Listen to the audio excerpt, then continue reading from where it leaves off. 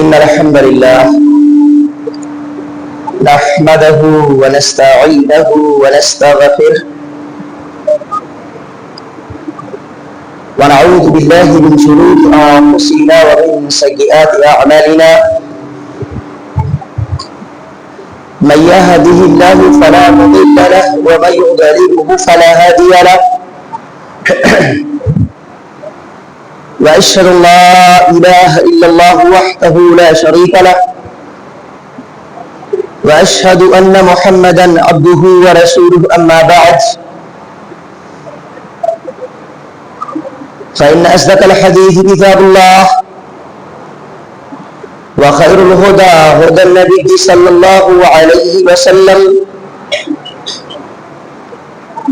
وشر الأمور محدثاتها وكل محدثة بدعة وكل بدعة ضلالة وكل ضلالة في النار. أعوذ بالله السميع العليم من الشيطان الرجيم. بسم الله الرحمن الرحيم. والفجر وليال عشر والشفع والوتر. محترم حاضرین جمعہ، سامعین و سامعات، رب العالمین کے کلام سے دو بہت ہی مختصر اور چھوٹی آیتیں آپ کے سامنے پیش کی گئیں، جس میں اللہ رب العالمین قسم کھا رہا ہے،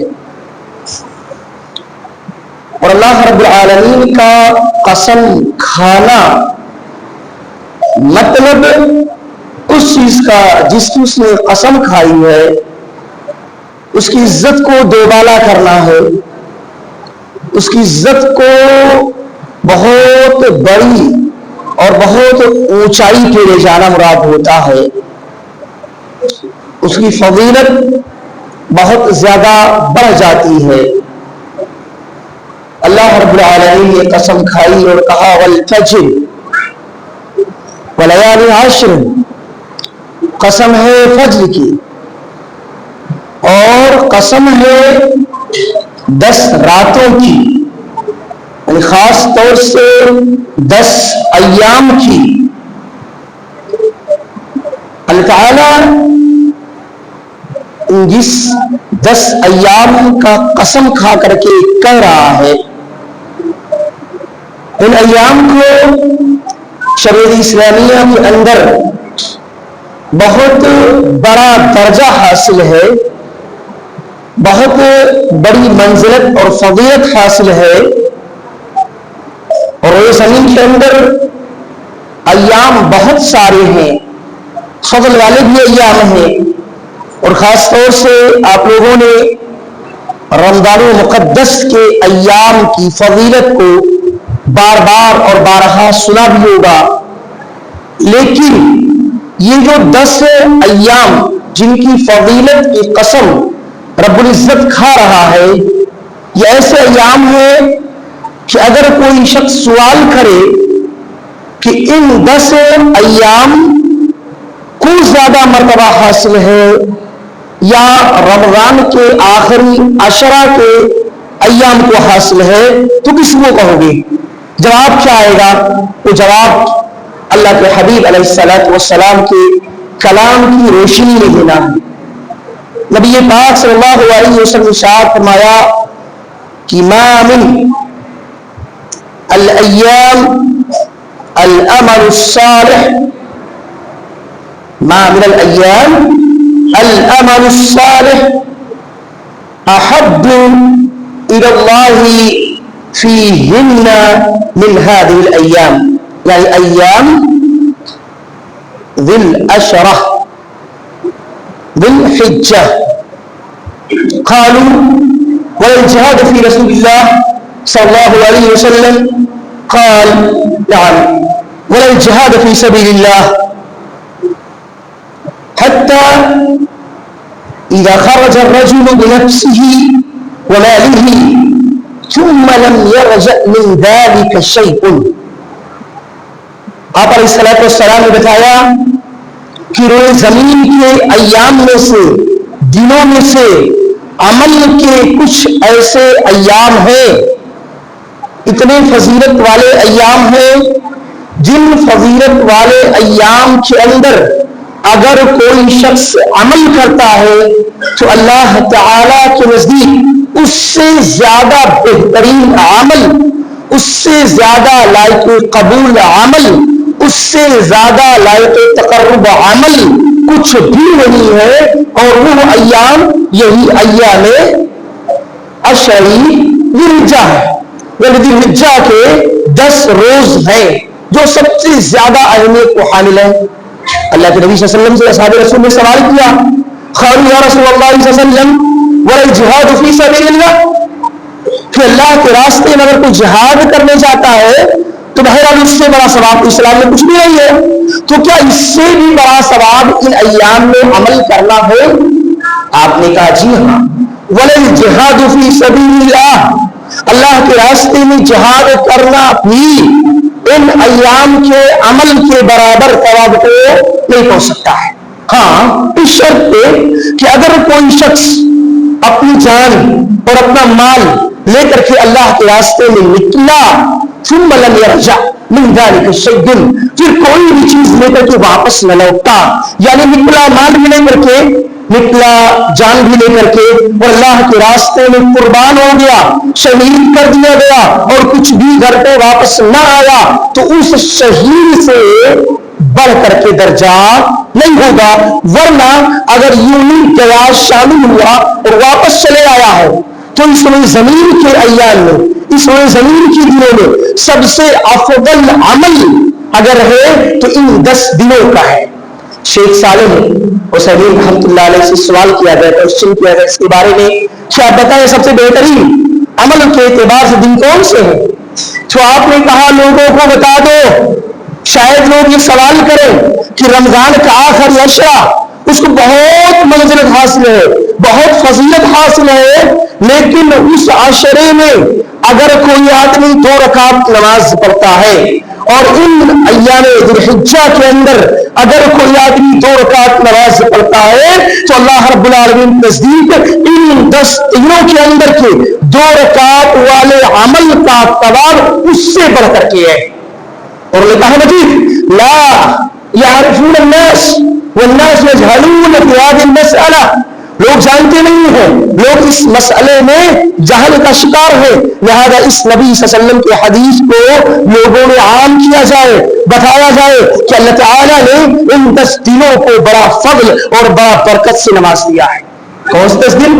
جن 10 دنوں میں ہم گزر رہے ہیں، جن 10 دنوں میں ہم چل رہے ہیں. عشرہ ذی الحجہ، ذی الحجہ کا 10 روز. حفصہ رضی اللہ تعالی عنہ بیان کرتی ہے کہ اللہ کے نبی علیہ الصلوۃ والسلام ان عشرہ کے اندر روزہ رکھنا نہیں چھوڑتے تھے. جس طریقے سے محرم کا روزہ ہے، جس طریقے سے بقیہ اور روزے ہیں، ایام میلاد کے روزے ہیں، اسی طریقے سے اللہ کے حبیب علیہ الصلوۃ والسلام اس مہینے کے اندر ان 10 دنوں میں روزہ رکھنے سے باز نہیں آتے، کثرت سے روزہ رکھتے تھے. ان مہینے کے اندر کثرت سے صدقات و خیرات کرنا، کثرت سے استغفار کرنا، کثرت سے مجاہدہ فی النفس کرنا، کثرت سے اپنی زبان کو تمام قسم کے فحش سے اور آلودگیوں سے پاک و صاف رکھنا. اس مہینے کے اندر کثرت سے منہیات سے اپنے آپ کو، منکرات سے اپنے آپ کو بچا کر کے رب العالمین کے اوامر پر عمل پیرا ہونا، یہ بہت ہی اجر اور بہت ہی فضل کا باعث ہے، بہت عظیم مرتبہ ہے. اور یہ چیز جو ہم کرنے جا رہے ہیں یا اس ہفتے میں یا اس عشرے میں ہم کریں گے یا کرتے ہیں، یہ انسان کی زندگی کے ہر پوائنٹ کی، ہر نقطے کی قربانی ہے. یعنی ہم زبان کو کنٹرول رکھتے ہیں تو اپنی زبان کی قربانی اللہ کے دربار میں پیش کر رہے ہیں. ہم اپنے خواہش نفس کی اتباع نہیں کرتے ہیں، دل کچھ بھی کہہ رہا کرنے کے لیے، غلط سے غلط، لیکن ہم نے اس کو کنٹرول میں رکھا تو گویا کہ نفس کی قربانی اللہ کے دربار میں ہم پیش کرتے ہیں۔ اسی طریقے سے ہماری آنکھوں نے چاہا کہ غلط قسم کی ویڈیو، غلط قسم کی چیزوں کو ہم دیکھیں، لیکن ان آنکھوں کو ہم نے روکا تو ہم نے اپنے آنکھوں کی قربانی اللہ کے دربار میں پیش کی۔ اسی طرح سے ان ایام کے اندر ہم نے کثرت سے روزہ رکھا، کھانے کا دل چاہا، پانی کا دل چاہا، لیکن رب العالمین کے حکم کو، اس کے تقاضے کو، اس کی رضا جوئی کو بجا لانے کے لیے ہم ان چیزوں سے اگر باز رہے تو ہم نے کھانے کی قربانی اور پینے کی قربانی اور مجاہدہ بالنفس کی قربانی اللہ تعالیٰ کے دربار میں پیش کر رہے ہیں۔ بلکہ ان ساری قربانیوں کو بار بار کرتے رہیں گے تو آخر میں ایک دن آئے گا جسے عرفہ کا روز کہتے ہیں، جسے 9 ذی الحجہ کہتے ہیں۔ 9 ذی الحجہ، اللہ رب العالمین نے اس 9 ذی الحجہ کو، عرفہ کے روز کو، جس روز حجاج کرام عرفات کے میدان کے اندر موجود ہوتے ہیں، جن روز حجاج کرام عرفات کے میدان میں اکٹھا ہوتے ہیں اور بغیر اس میدان میں اکٹھا ہوئے، بغیر اس دن کو پائے کسی بھی شخص کا، کسی بھی حاجی کا حج قابل قبول قطعی طور پہ نہیں ہے۔ الحج عرفہ، عرفہ دن، اس دن کو اللہ تعالیٰ نے اتنی فضیلت بخشی کہ اس روز جتنے لوگوں کو اللہ تعالیٰ جہنم سے آزاد کرتا ہے اتنا کبھی بھی اللہ جہنم سے آزاد نہیں کرتا۔ جتنے لوگوں کو، جتنے جہنمیوں کو اللہ تعالیٰ اپنی رحمت کو اس قدر کشادہ کرتا ہے، اس قدر کشادہ کرتا ہے کہ جتنا اس ایک روز میں اللہ تعالیٰ جہنمیوں کو آزاد کر کے جنت اس کا ٹھکانہ بناتا ہے، اتنا اللہ رب العالمین کبھی کسی روز اور کسی ایام میں نہیں کرتا ہے۔ اس لیے ان 10 دنوں کو بڑا فضل مل جاتا ہے۔ اسی لیے ان 10 دنوں کے اندر خاص طور سے صوموا یوم عرفہ، عرفہ کے روز روزہ رکھو، اس کا حکم ہوا ہے۔ اور جو آدمی عرفہ کے دن روزہ رکھتا ہے اس کی بڑی فضل، بڑی منزلت، اگلے 1 سال کی گناہ، مقدم گناہ اس کی معاف کر دیے جاتے ہیں۔ اللہ تعالیٰ کا حکم اس کے بارے میں ہوتا ہے۔ یہ بڑا فضل کا یہ ہے، بڑی برکت ہے۔ لیکن چونکہ ہم لوگ اپنے ذہن کے اندر ایک بات بٹھائے ہیں، اچھی بات ہے کہ رمضان کا، بالکل رمضان کا مہینہ بہت ہی محترم ہے، لیکن یہ 10 دن بھی ان کو اللہ رب العالمین نے مستثنا کر دیا ہے، خاص کر دیا ہے، اور یہ سب سے اہم دنوں میں سے ہے، یعنی اہم اور احب ایام اللہ تبارک و تعالی من هذه الاشهر، اللہ تعالیٰ کے نزدیک سب سے اہم اور محبوب دنوں میں سے یہ 10 دن عشرہ ذی الحجہ کے ہیں۔ اس کے بعد دیکھ اللہ تعالیٰ جو قسمیں کھائی ہوگی نا، والفجر وليال العشر والشفع والوتر والشفع والوتر، یہاں جو باتیں بتائی اللہ نے، یہاں پہ قربانی کے دن کا تذکرہ کیا، اور ایام تشریق جو قربانی کے بعد 3 دن آتے ہیں اور قربانی کے دن کو لے کر کے 4 دن ہو جاتے ہیں، ان سب کا تذکرہ کیا کہ بڑے فضل والے، بڑے مرتبت والے ہیں۔ کب سے؟ یعنی جس روز 10 تاریخ کو جب ہم جانور کو ذبح کرتے ہیں نماز کے بعد، اس وقت سے لے کر کے اور ایام تشریق کا تیسرا دن 13 ذی الحجہ یعنی 4 دن ہوا، اس کے عصر کے بعد اور مغرب کے پہلے تک یہ بڑے فضل کا دن ہے۔ یہ بقیہ 10 ایام جو گزر رہے ہیں، یہ دن وہ دن ہے جس دن کے بارے میں اللہ رب العالمین نے کہا وَلْيَذْكُرُوا اسْمَ اللَّهِ، اللہ رب العالمین کا نام لیتے ہیں فی ایام معلومات، گنتی کے ان چند دنوں کے اندر اللہ تعالیٰ کا نام لیتے ہیں، یعنی کثرت سے اللہ رب العالمین کا ذکر ان ایام میں کرنا ہے۔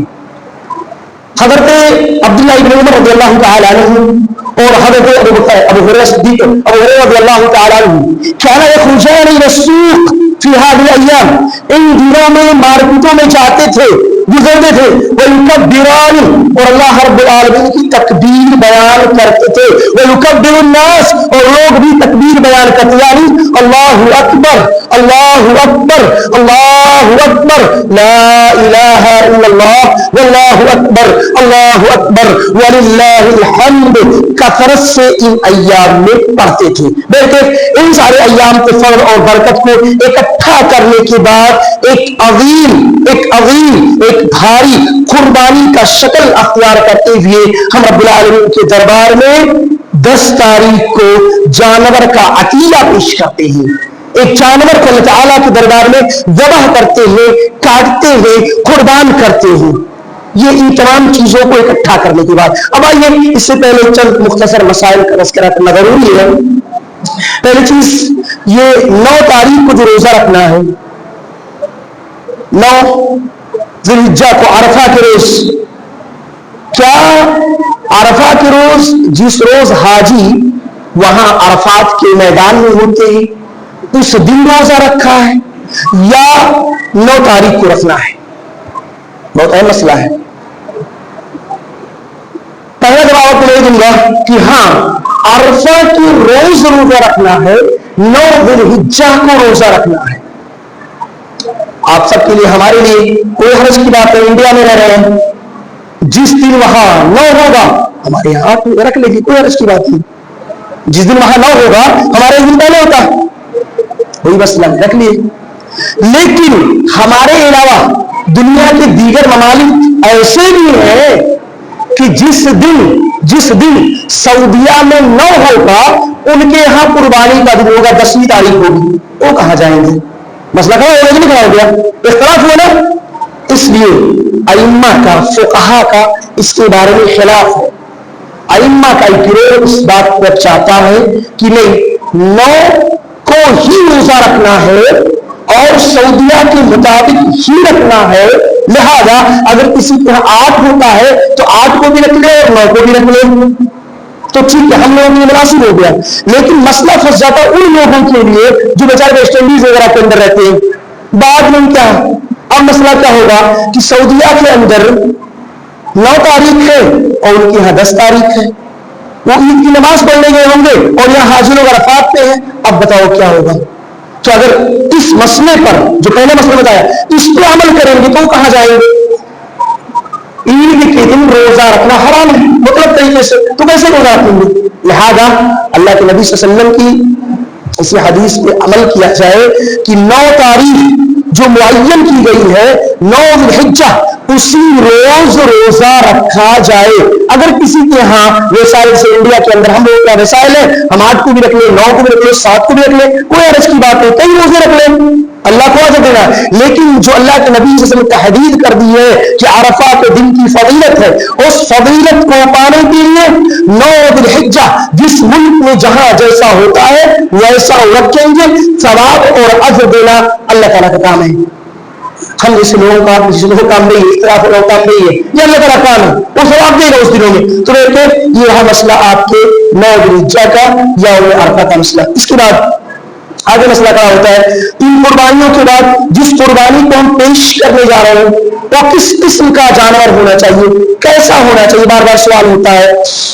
تو جو جانور ہم اللہ کے راستے میں پیش کریں گے وہ بہیمۃ الانعام میں سے ہونا چاہیے. بہیمۃ الانعام مطلب ان 4 جانور ہیں, اونٹ, گائے, بھیڑا جمل سے کہتے ہیں, اور بکری بکرا. اس کا دنا 8 ہو جائے گا, اس کا میل فیمیل 8 ہو جائے گا. انہی 4 جانوروں میں قربانی کرنا ہے. اب کوئی آپ سوال نہیں کر سکتا ہے کہ یہ بھینس یعنی جاموس اس کے بارے میں کیا حکم ہے, کیا ہم بھینس کی قربانی کر سکتے ہیں؟ تو صحیح معنوں میں اگر غور کریں گے تو ان 4 جانوروں کی نسل سے اس کا تعلق نہیں ہے. بھینس ایک مستقل الگ نسل ہے, گائے ایک مستقل الگ نسل ہے. لہذا شریعت نے قربانی کو سنت بنایا ہے, تو یہ سنت پہ عمل کر کے ان 4 گنا 8 میں سے کسی ایک کو ذبح کریں گے اللہ کے راستے میں. اختلاف کی طرف نہ جائیں.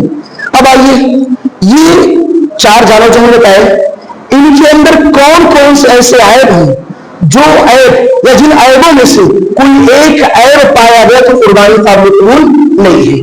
وہ 4 چیزیں ہیں. اللہ کے نبی علیہ السلام حدیث ہے کیسے جانور اربع لا تجزئ فی الاضحیہ, 4 قسم کا عیب ایسا ہے کہ وہ قربانی کے لیے قابل قبول و جائز نہیں ہے. نمبر 1 کیا بتایا؟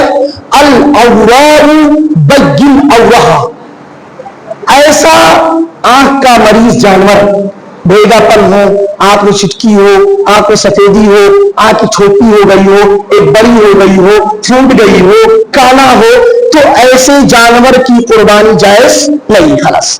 نمبر 2 پھر کہا گیا ہے والمریض بین مرضھا، ایسا بیمار جانور جس کو آپ دیکھ کے بتا دو کہ ہے بیمار ہے، تو واضح بیمار جانور کی قربانی قابل قبول نہیں ہے۔ 2 چیزیں ہو گئی۔ تیسری چیز بتائی گئی ہے والارجاء بین ارجاها، ایسا لگڑا جس کا لگڑا پن چاہی ہو۔ اب یہ ارجاء اور لگڑا جو بتایا اس میں اور کئی چیز شامل ہوتی ہے، مطلب اس کا ہاتھ یا پیر یا دونوں پیر پہلے اس میں کوئی ٹوٹا ہو، مکسر ہو، کٹا ہو، پھٹا ہو تو نہیں کر سکتے ہیں۔ اسی طریقے سے اس کا کان آگے زیادہ کٹا ہوا ہو نہیں کر سکتے ہیں۔ اس کے جسم میں ایسا زخم ہو کہ دور سے زخم دکھ رہا ہے آپ کو کہ اتنا بڑا پھوڑا نکلا ہے تو اس کو نہیں کر سکتے ہیں۔ اندر انٹرنل زخم ہے، آپ کو پتا ڈاکٹر نے بتا دیا ہے، اس کو قربانی پہ نہیں کر سکتے۔ ہاں ایک مسئلہ بار بار مجھ سے گاؤں میں سوال کیا گیا کہ کان وان کٹا تو اس کا کیا حکم ہے؟ کان کے بارے میں بتانا چاہوں گا۔ کان اگر آخری حصہ یہ نیچے والا حصہ معمولی سا جس کو عیب نہیں شمار کیا جاتا، مثلا جنگل میں جانور چل رہا ہے، کانٹا لگ گیا، تھوڑا سا نشان پڑ گیا یا تھوڑا سا نیچے چھین کٹ گیا، تو اس کے بارے میں ائمہ کا زبردست انداز میں اتفاقیہ طور پہ اجازت ہے کہ کوئی حرج کی بات نہیں، ایسے جانور کو بھی ذبح کر سکتے ہیں، قربانی کر سکتے ہیں اور اس میں کوئی حرج اور مذمت کی بات نہیں۔ ہلکا پھلکا کان وان کہیں کراس وراس سے کٹ گیا ہے، چھین کٹ گیا، معمولی سا، یہ نہیں کہ پورا اڑ گیا ہو، معمولی سے کٹ گیا ہو، ہلکا سے کٹ گیا ہو تو کوئی حرج کی بات نہیں، اس کو کر سکتے ہیں اگر تندرست ہے، سوستھ ہے۔ پھر چوتھی چیز بتانے جا رہا ہوں آپ کو۔ چوتھی چیز کیا بتایا؟ الکثیرہ التی لا تنقل، ایسا غزالہ، ایسا دبلا جانور، ایسا دبلا پتلا، ایسا لگ رہا ہے اس کی ہڈی میں گدڑے نہیں، ایک دم چل پا رہا ڈگ ڈگ کر کے، ہڈیاں نظر آ رہی ہیں، تو اس جانور کی بھی قربانی قابل قبول نہیں ہے، اس جانور کی قربانی قابل قبول قطعی طور پہ نہیں ہے۔ اسی پہ ایک بات کہنا چاہوں گا، یہ قربانی قابل قبول نہیں ہے علوم کی بنیاد پہ، لیکن اس قربانی کے جانور کو خریدتے وقت اگر حلال کا پیسہ اور مسلمان کا پیسہ نہیں لگایا گیا ہے تو مطلق طریقے سے حرام ہے۔ سوال کیا گیا ائمہ کرام سے کہ اگر کوئی آدمی بے نمازی ہے تو کیا اس کی طرف سے قربانی جائز ہے؟ جواب آیا کہ اگر بے نمازی ہے تو بے نمازی 2 قسمیں ہیں، ایک بے نمازی جو مطلق طریقے سے نماز نہیں پڑھتا ہے وہ کافر ہے، خارج میں ملہ ہے، اللہ کے نبی سے حدیث ہے کہ الاحد الذی بیننا وبینہ الصلاۃ فمن ترکها فقد کفر، ہمارے درمیان اور کفار کے درمیان حد فاصل ہے نماز، جس نے چھوڑ دیا وہ کافر ہوا۔ تو کافر کی قربانی قابل قبول نہیں ہے، اس کے پیسے کی قربانی قابل قبول نہیں ہے، اور اس کا ذبیحہ بھی مطلق طریقے سے حرام ہے۔ یہاں تک کہ ابن باز رحمۃ اللہ علیہ ابن وسیع کا میں فتویٰ پڑھ رہا تھا، وہ لکھا کہ افسوس ہوتا ہم لوگوں کو کہ اللہ تعالیٰ نے یہود کا اور نصارہ کا، اہل کتاب کا ذبیحہ حلال کر دیا، لیکن مسلمان نے اگر کوئی مسلمان نماز کا انکار کرتا ہے، نماز نہیں پڑھتا ہے، نماز میں حاضر نہیں دیتا ہے تو اس کا ذبیحہ حرام ہے، اس کے ذبیحے کو نہ کھایا جائے۔ اللہ اکبر کبیرہ، کتنی عظیم بات ہے۔ اور آپ غور کرو گے کئی جمعہ کے بعد مسجد خالی، پتہ ہے اس کا ذبیحہ کیسے حلال ہوا؟ اور اس کے بعد سب کے الحمدللہ قربانی کے موٹے جانور آئیں گے، زبردست انداز میں جانور آئیں گے، حلال حرام کی تمیز تو بہت دور کی بات ہے۔ دیکھیں میں اس نقطے پہ نہ جاتے ہوئے حلال حرام میں یہی کہوں گا، کوشش کریں کہ ہر حال میں حلال کا پیسہ ہو، 10,000 5,000 7,000 کا بکرا لیکن ایک نمبر حلال کا ہو۔ اور اس سے بڑی بات یہ ہے کہ ہم اور آپ اگر قربانی کرنا چاہتے ہیں، اللہ سے جڑنا چاہتے ہیں تو نمازی ہونا ہر حال میں ضروری ہے۔ بے نمازی کی طرف سے قربانی مطلق طریقے سے جائز نہیں ہے، اس پہ ائمہ کرام کا اتفاق ہے۔ دنیا کے اندر کسی بھی کونے میں موجود بڑے بڑے علماء سے آپ فتویٰ نکلوا سکتے ہیں، جائز ہے حرام مطلق طریقے سے۔ 2 قسم نے بتائی، ایک قسم دوسرا نمازی ایسا ہے جو پڑھتا ہے لیکن چھوڑ چھاڑ دیتا ہے، اس کے بارے میں حکم ہوا کہ منافق ہے اور اسی کے بارے میں کہا گیا الذین هم فی صلاتهم ساہون ویل للمصلین، یہ ایسے نمازی ہیں جن کے لیے اللہ تعالیٰ نے قیامت کے دن زبردست جہنم کا ایک گڈھا الگ سے تیار کروا کے رکھا ہے، جو نماز پڑھتے ہیں لیکن الذین هم فی صلاتهم ساہون، جو نماز کے اندر سستی کرتے ہیں، چھوڑتے پڑھتے ان نمازیوں کے لیے یہ ڈپارٹمنٹ اللہ تعالیٰ نے جہنم میں تیار کیا۔ اس کے بارے میں علماء کرام کا ایک گروہ دو حصوں میں تقسیم ہوتا ہے۔ ایک گروہ کہتا ہے یہ پڑھتا ہے، چھوڑتا پڑھتا ہے تو ذبیحہ تو حلال ہو جائے گا، لیکن اسی میں دوسرے نہیں کرنے، اس کا بھی حلال نہیں، کیونکہ جب اللہ نے اس کے لیے جہنم بنا دیا ہے، اللہ نے ویل بنا دیا ہے، اس کا بھی حرام ہے۔ میں نے بتایا علماء کے دو قول، پہلا قول مطلق طریقے سے حرام، جائز ہی نہیں ہے، جو نماز نہیں پڑھتے، غائب رہتے مساجد سے، جمعہ مارتے ہیں ختم، لیکن وہ لوگ جو پڑھتے ہیں لیکن چھوڑتے ہیں، کبھی فجر چھوڑے، کبھی اثر چھوڑے، پھر پڑھے چھوڑے وغیرہ، تو ان ساہون والوں کے لیے ان کے بارے میں ائمہ قول یہ ہے کہ ان کا ذبیحہ حلال ہو جائے گا اور ان کی قربانی بھی قابل قبول ہے، انہیں اللہ سے استغفار کرنی چاہیے۔ لیکن اس میں سے ایک گروہ ایسا بھی علماء کا کہ ان کو ہی منع کر رہا ہے کہ کفر اصغر کر رہے ہیں، ان کو ہٹا دیں یہاں سے، ان کی ضرورت نہیں ہے۔ تو میرے بھائیوں، قربانی کے جانور کو اگر اللہ تعالیٰ کے راستے میں ہمیں ذبح کرنا ہے، پہنچانا ہے، تو ہماری ذمہ داری بنتی ہے کہ ہم سب سے پہلے نمازی بنے۔ ایسے ہی مسئلہ ہے، رمضان کا روزہ ہے، روزہ ہم نے آپ نے رکھ لیا ہے لیکن نماز نہیں پڑھتے ہیں تو روزہ قابل قبول قطعی طور پہ نہیں ہے۔ تو بہرکیف القصہ مختصر خلاصہ کلام یہ نکلا کہ ان ایام میں ہم کثرت سے اللہ تعالیٰ کا ذکر و اذکار کریں گے، کثرت سے صدقہ و خیرات کریں گے، کثرت سے اللہ کا تقرب حاصل کریں گے، اور اس میں کثرت سے روزہ رکھیں گے، رات کو قیام اللیل پڑھیں گے، عرفہ کا روزہ رکھیں گے، اور اس کے بعد جب قربانی کا دن آئے گا تو حلال جانور، حلال پیسے کا، محنت کے پیسے کا، ریاکاری اور دکھاوا نہیں کہ میں بڑا لایا آپ چھوٹا لائے، پورا مہینہ لوگ دکھاتے رہتے، لوگ دیکھنے جاتے رہتے۔ عزیزوں، اگر کسی کے دل کے اندر ذرہ برابر یہ بات بیٹھ جاتی ہے کہ میرا جانور بڑا ہے فلاں کا چھوٹا ہے، تو اللہ بتا رہا ہوں، اللہ کے نبی علیہ السلام کی حدیث ہے کہ من صام یرائی فقد اشرک ومن تصدق یرائی فقد اشرک، جس نے دکھاوے کے لیے کیا تو اس نے شرک کیا، اور مشرک کا ٹھکانہ جہنم ہے، اس کا عمل قابل قبول نہیں ہے۔ تو قطعی طور پر ذمہ دار ہے۔ دوستوں بتاؤ، کسی کا جانور 50 کلو کا ہے، کسی کا 25 کلو کا ہے، اللہ کو اجر دینا ہے، اللہ سب کو برابر اجر دے گا۔ ایک آخری نقطہ، آخری پوائنٹ، خاص طور سے قربانی کی جانور کو ذبح کرنے کے معاملے یہ بات کر کے ختم کرتا ہوں۔ جانور ذبح کیسے کریں گے؟ جانور ذبح کرنے کے لیے ہم کو آپ کو چھری بہت صاف کر لینی ہے اور بسم اللہ اللہ اکبر کہہ کر کے، سنت کا طریقہ یہ ہے کہ جانور کے پاس اپنی فیملی بلا کے کھڑا کریں۔ حضرت عائشہ رضی اللہ تعالی عنہا سے روایت ہے کہ اللہ کے نبی صلی اللہ علیہ وسلم نے کہا یا عائشہ حلومی علویہ تعالی مجھے چھری لیا اور تو بھی آ کے کھڑی ہو جائے ادھر، میں جانور کو ذبح کرنے جا رہا ہوں۔ پھر بیان کرتی ہے کہ اللہ کے نبی صلی اللہ علیہ وسلم نے جانور کو لٹھایا اور لٹا کر اس گردن میں نیچے سے اپنے دائیں پیر کو رکھا اور مضبوطی سے پکڑا اور دعا پڑھی، کہا بسم اللہ اللہ اکبر اللہم تقبل من محمد ومن آل محمد امت محمد بسم اللہ اللہ اکبر، ختم، کافی ہو گئے، قربانی ہو گئی۔ کسی بھی مولوی صاحب کو بلانے کی، کسی بھی حاجی صاحب کو بلانے کی ضرورت نہیں ہے، بنفس نفیس آدمی خود اپنے جانور کو ذبح کرے گا۔ اگر عورت کے اندر ہمت ہے تو بھی اپنے جانور کو خود سے ذبح کرے گی اور دعا اتنے پڑھنا ہے بسم اللہ اللہ اکبر اللہم تقبل۔ اگر آپ کو اللہم تقبل کہنا نہیں آتا ہے تو بسم اللہ اللہ اکبر کہیں اور نیت کرے کہ رب العالمین میں یہ جانور تیرے راستے میں قربان کرتا ہوں، اپنے اور اپنے پوری پریوار کی طرف سے، اے اللہ قبول کر لے۔ اللہ تعالیٰ کو آپ کے قربانی کا گوشت یا خون کی ضرورت نہیں ہے، آپ کی نیت کی ضرورت ہے، نیت کی بنیاد پر اللہ تعالیٰ قربانی کے جانور کو قبول کرے گا۔ تو میرے بھائیوں، یہ طریقہ اپنائیں، بلا وجہ ان کے پیچھے جانا، ان کو پریشان کرنا، اس کی ضرورت قطعی طور پہ نہیں ہے۔ آپ بسم اللہ اللہ اکبر کہیں اور بسم اللہ اللہ اکبر اللہ تقبل کہہ کر کے اللہ اس کو قبول کہہ کر کے قربانی کے جانور کو ذبح کر دے۔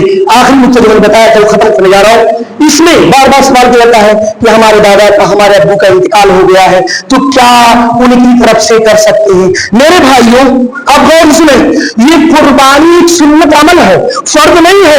آپ فرض نماز نہیں پڑھتے نہیں پوچھتے ہو، روزہ رکھتے نہیں پوچھتے، زکات نہیں پوچھتے، لیکن سنت عمل کے لیے پوچھنے چلے جاتے ہیں کہ ابا کے نام سے قربانی کر دیں۔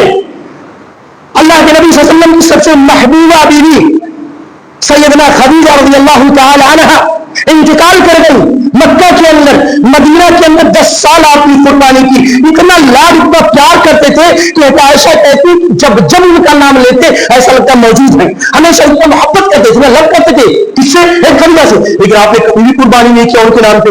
ہم کہے پڑے بھیا، اگر ہم کو ثواب پہنچانا ہے، ایصال ثواب، تو کوئی بھی صدقہ کرو گے وہ ماں باپ کو پہنچے گا۔ رہی بات اس قربانی کے طریقے میں، جو طریقہ میں نے آپ کو بتایا نبی پاک صلی اللہ علیہ وسلم والا کہ میری طرف سے، میری پوری پریوار کی طرف سے، میری امت کی طرف سے، یعنی ہم سب کی طرف سے آپ نے قربانی کر دیا، تو یہ والا سسٹم اپناؤ گے نا تو آپ کو بھی ثواب ملے گا، آپ کی تمام فیملی کو بھی ثواب ملے گا، آپ کی مردوں کو بھی ثواب ملے گا، آپ کی زندوں کو بھی ثواب ملے گا۔ آپ یہ عمل کیوں نہیں کر رہے ہیں؟ کیوں ثواب کو ادا کر رہے ہیں؟ اور کسی کو بہت بڑا شوق ہی ہے تو ایک جانور ذبح کریں، لاتے بات، لیکن قربانی بھی دیتا ہے باتیں بھائی، قربانی بھی دیتا ہے باتیں، کائے سوال پیدا ہوتا ہے۔ یہ شیطان جو ہے ہمارے درمیان اس قسم کی خرافات کو بار بار ڈالتا ہے تاکہ شریعت کے مسئلے میں ہم الجھ جائیں، آسان اور سہل چیز کو ہم مشکل بنا لیں۔ اس لیے میرے عزیزوں، تمام پریوار کی جانب سے ایک جانور کافی ہے، 2 لائے کوئی حرج کی بات نہیں، نبی صلی اللہ علیہ وسلم 2 بھی لائے تھے، ایک جانور ایک فیملی کی طرف سے، پوری پریوار کی طرف سے کافی ہے۔ اور جانور کا گوشت خود بھی کھائیں، رکھیں بھی گھر پہ اور لوگوں میں تقسیم کریں۔ ایک چیز دھیان دیں کہ جانور کا گوشت جو ذبح کر کے رکھتے ہیں، ہماری فیملی بہت بڑی ایک ہی جانور ہے اور ہمارے یہاں فقراء کی تعداد 4-6 ہے جس کا 40 کلو گوشت پڑا ہوا ہے، تو ایسا نہ کرے کہ اٹھا کے سب اسی کو دیں، اس کے یہاں سڑ جائے اور ہمارے یہاں 2 دن کے بعد ختم ہو جائے۔